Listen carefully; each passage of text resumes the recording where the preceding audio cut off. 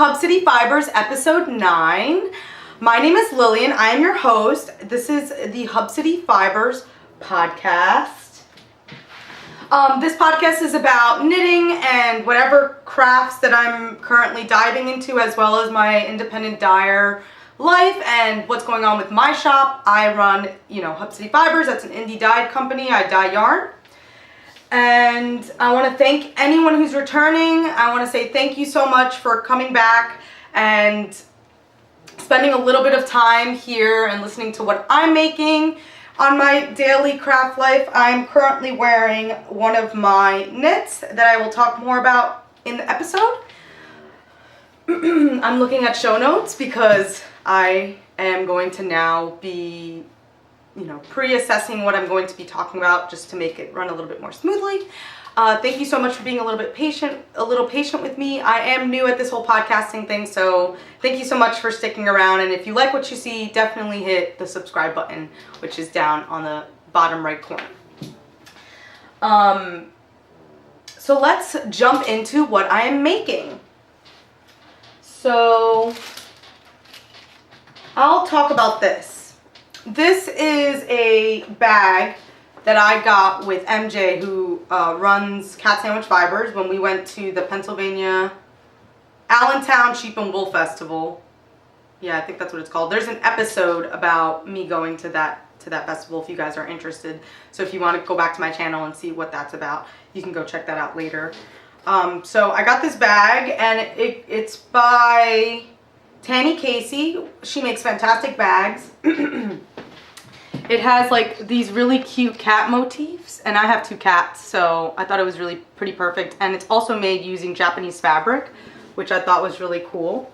And she uses waxed canvas, so it's a really durable bag, really good for a hat or what I have in it, which is a pair of socks, husband socks, or soon to be husband, I should say. I'm making these socks out of Westshire,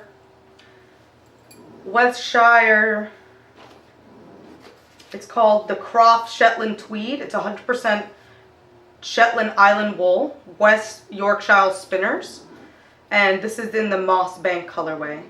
Excuse me. So I'll tell you what this looks like. This is the detailings of it. It's a beautiful green with like little specks of orange. And for the cuff, I am using some leftover wool from a sweater I made using Wool of the Andes from Knit Picks, which is a really affordable wool if you want to knit a sweater and it's your first time and you don't really want to drop a lot of money to knit a sweater. I think it's an excellent choice. I think each skein is about $1.99, so it's pretty affordable. You can make a sweater for like $20, which is pretty nice, and it's good wool. I like it. So I'm using that for the heel and the cuff, and then I'm using the Shetland Tweed for the length of for the rest of the stuff. I was gonna do the toe as well in the Wool of the Andes, but I decided not to, but we'll see. I am playing yarn chicken. I haven't started the second sock, so we'll see. And that is living in this Tanny Casey bag, which I highly recommend. I'm pretty sure she has an Etsy shop, so I would check her out. Really good stuff. My next work in progress is living in my sock bag that I got when I visited Turkey. I just finished seeing the Library of Celsus. I don't know if I'm pronouncing that correctly, but it's an ancient Roman ruin that is still there. It's very fascinating to think that was around during, a very long time ago. It's kind of crazy to think that. It was very fascinating to see, but I got this at the gift shop there. And it is now where most of my socks live. And currently in this bag, I have that German sock that I have not worked on, to be honest. And this is from an independent dyer in Germany that my friend got me when she visited Germany. For my birthday, she got me this. It's Drakenwool. It's hand dyed, and the colorway is Leberkuchenhaus, which I believe means shortbread house. Excuse me. Which I believe means gingerbread house. I'm sorry, it's gingerbread house that it means. And this is what it looks like. And I've debated on my Instagram where if I like this sock pattern or the way that it is coming out, and I have a love-hate relationship with it, but I'm really liking it right now. I think it's very beautiful. And I haven't really been working on it just because I've been focused on my other projects, which I will show. And I'm using the, these aren't Hi Sharps, they're the Knit Pro Zings. And I like them. I have 2 pairs of sock needles. I have the Hi Sharps on DPNs. I'm a DPN knitter. This is just your standard vanilla sock that I'm knitting. And yeah, that's living in this bag. And this is just something I'm picking up if I don't really feel like working on my other projects that I have. So that's what's living in there.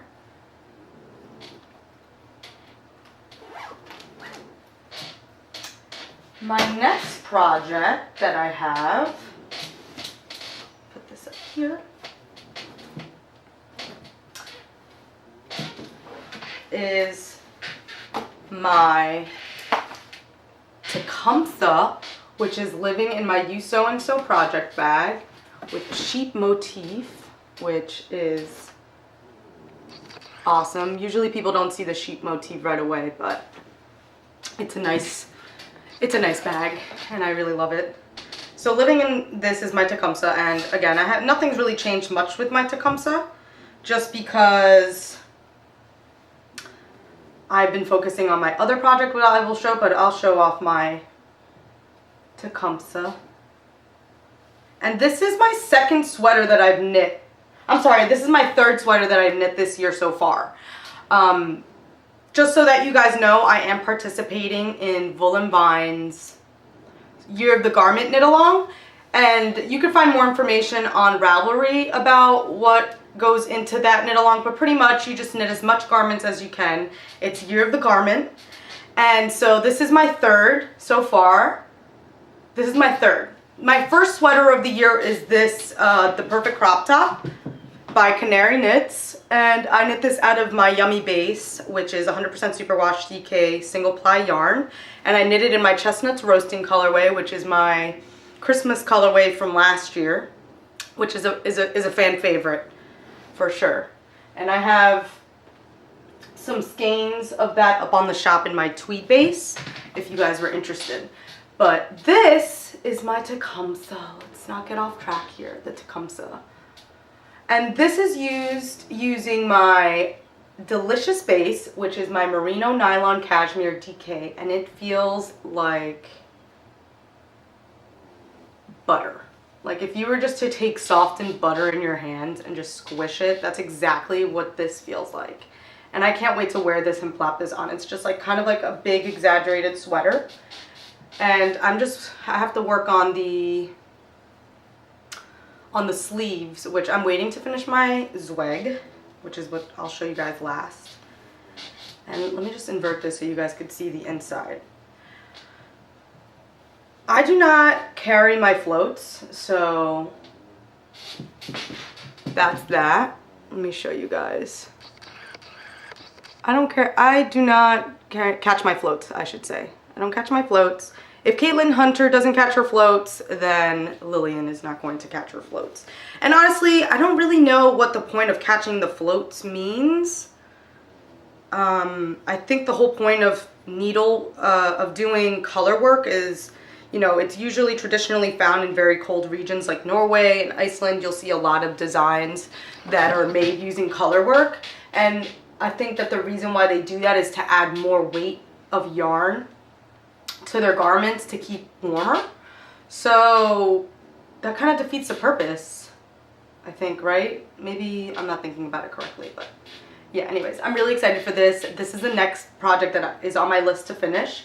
I just don't like sleeves, but I feel like I'm not going to mind these sleeves because I'm going to make them I'm changing the way that the sweater's originally supposed to be knit. I shortened it because I think if it's too long, it'll just make me look shorter, because I'm kind of like my bottom is taller and my torso is kind of like shorter. It's not really proportionate, if that makes any sense.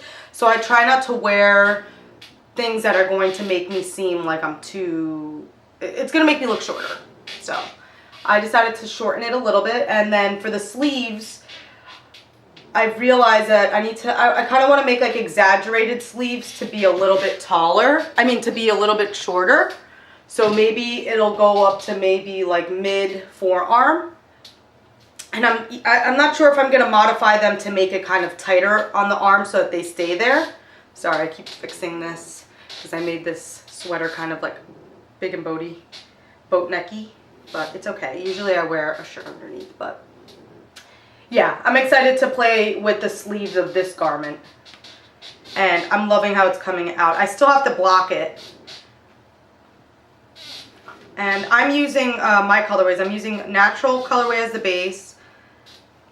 I'm using Skin Deep as my contrast color 1, so for the crosses, and then I'm using my another colorway of Hub City Fibers, and this is called Komorebi, which is a, let's see if I can focus that for you guys. And this is a Japanese word which means light coming through or shining through like trees. And I'm going on my honeymoon to Japan, if you guys don't already know. So I wanted to incorporate a little bit of Japanese culture in some of the colorways that I will be producing for fall and winter. So that's one of them. And yeah, that's my work in progress on my Tecumseh. Not much, because I have been focusing on what is living in my Toad Hollow project bag that I got at Chelsea Yarns, and it's a beautiful bucket bag. I just love bringing it around. Sometimes I'll use it as a handbag, but guys, I'm almost done. I literally have a couple rows left. I have to count exactly how many, and I wanted to finish this for you guys before putting this episode on, but I said, you know what, let me put an episode up and just show you guys, because I do have to block it. It's not entirely done, as Vine would say, because I have not blocked it. I have not taken a picture with it, and I do definitely want to do that, but not enough time, because I am 8 days away from getting married and hopping on a plane to my honeymoon, so I don't want to stress it. But this is my honeymoon sweater, and it's going to get done before that. 7 days is plenty of time to finish my the weg, and that's really super exciting. And I'm using the Addy, the Addy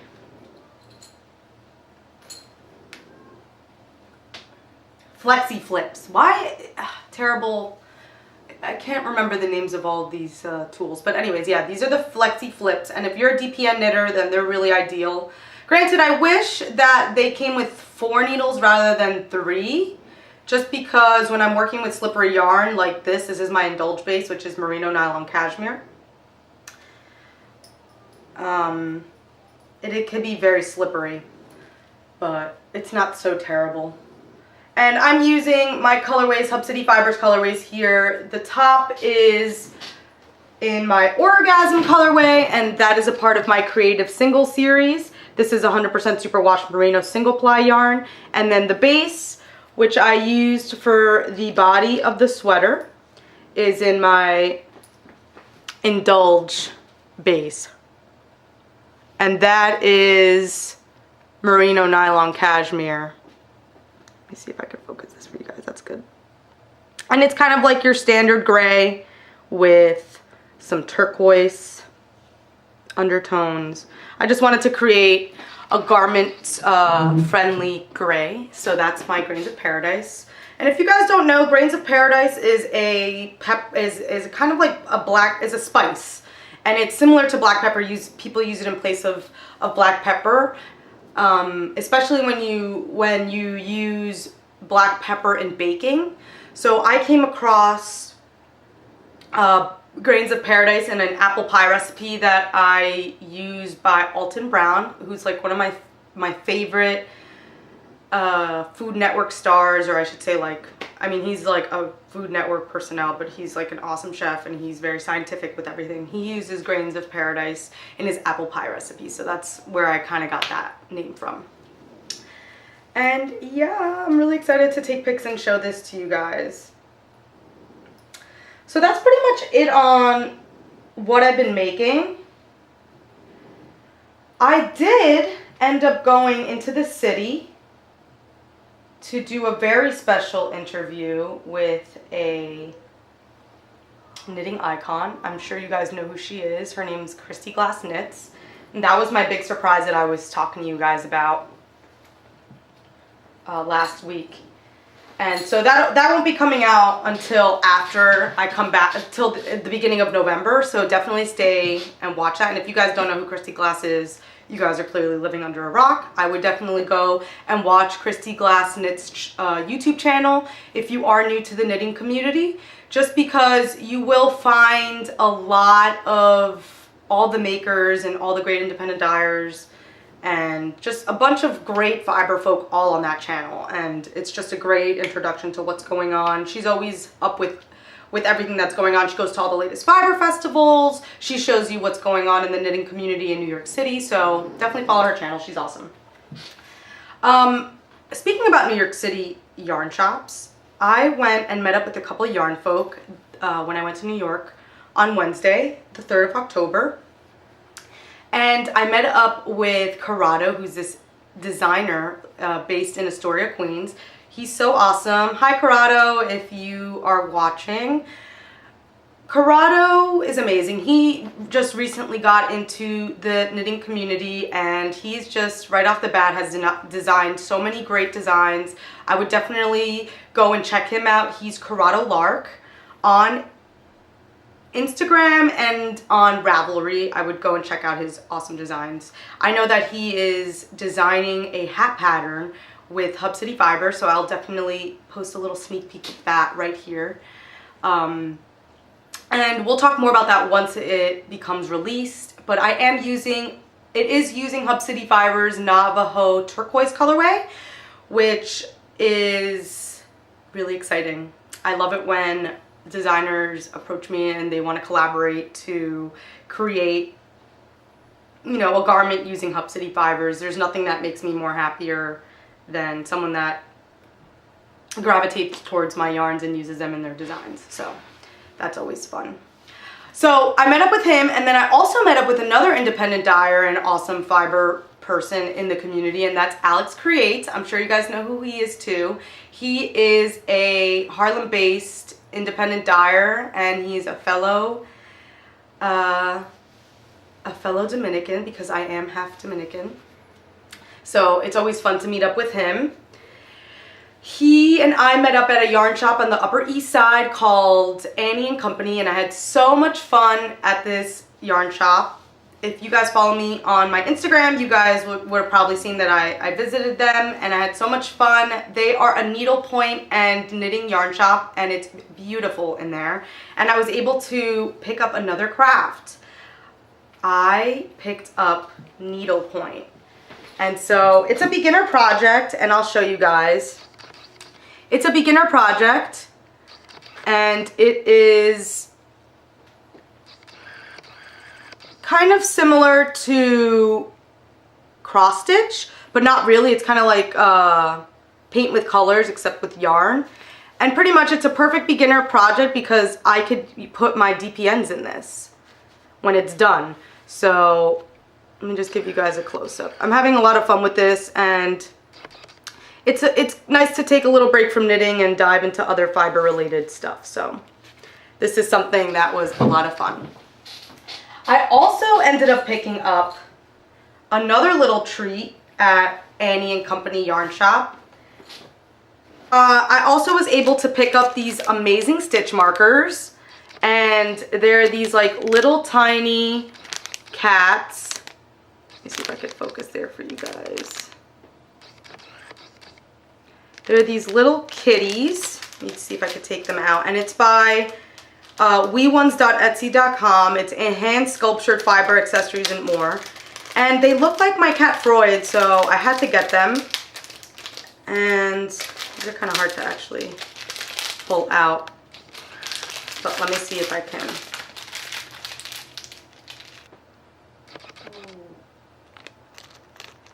And they are so cute. They're literally little cats. One's like rolling around in yarn, which is really cute. And they're handmade using clay, and they're just so special and cute. And I got those at Annie and Company. And honestly, I love going into a new yarn shop anywhere and just kind of seeing the culture and the people that hang out there. I had so much fun. I met some really prominent fiber folk at Annie and Company. I met this mother-daughter duo who are so awesome, and they were they created and wrote a book about crocheting and beading, and her name is Birdie and Dana. I will try to find the name of the book and I'll put it right here. And they were just so sweet to talk to, and it was just so nice hanging out at that yarn store and seeing the culture that they have there. It really is a lot of fun. So if you guys are watching, I don't know if you guys would be watching, but I had a lot of fun and I really can't wait to go back. So that's pretty much what happened this week and what I've been making. It's been a really crazy week. A lot has been going on, guys. It's been a crazy week. I'm getting married in 8 days, so it's been kind of crazy. Hub City Fibers will be closing the second week of October. I will be closing it up. I might even just keep it open and just, you know, I won't be able to ship them until I come back at the end of October. So if you guys do want to purchase stuff, that's totally fine, but I might just close it. I'll make that definitive on Instagram. I'll make the announcement. So if you guys are interested, definitely, you know, follow me on Instagram. That's where I put the most recent announcements. But some of the stuff that I do have on the yarn shop right now include, you know, colorways like Searching for Truffles in my fingering. I have Chunky Base and a creative single series that I most recently put up, DK weight yarns, and that's pretty much it. So if you guys want to go and check that out, I would definitely recommend it. Thank you so much for everyone who's been supporting me this week and has purchased stuff. It's amazing, and I'm so lucky that you guys give me the opportunity to do something that I really, really love. So thank you so much. And I am making it a goal of mine when I go to Japan to visit 2 yarn shops, one in Tokyo and one in Kyoto. Hopefully I can make it to both of those, and I will be maybe taking a little tour of these yarn shops and, you know, maybe including that in the next video that I upload. This is the last episode that I will be putting up until maybe the first week of November. So if you guys want to, you know, tag along on what I'm doing now until then, I highly recommend Instagram. I will be Instagramming and showing you guys what I'm up to. So thank you so much. I think I'm just going to stop the episode here, and I just want to say, you know, thank you again. And if you enjoyed this episode, definitely hit the subscribe or like button, and I'm really excited. I will be doing a giveaway probably the beginning of November for people that do subscribe to this channel, so it might be worth sticking around. So thank you so much. Bye.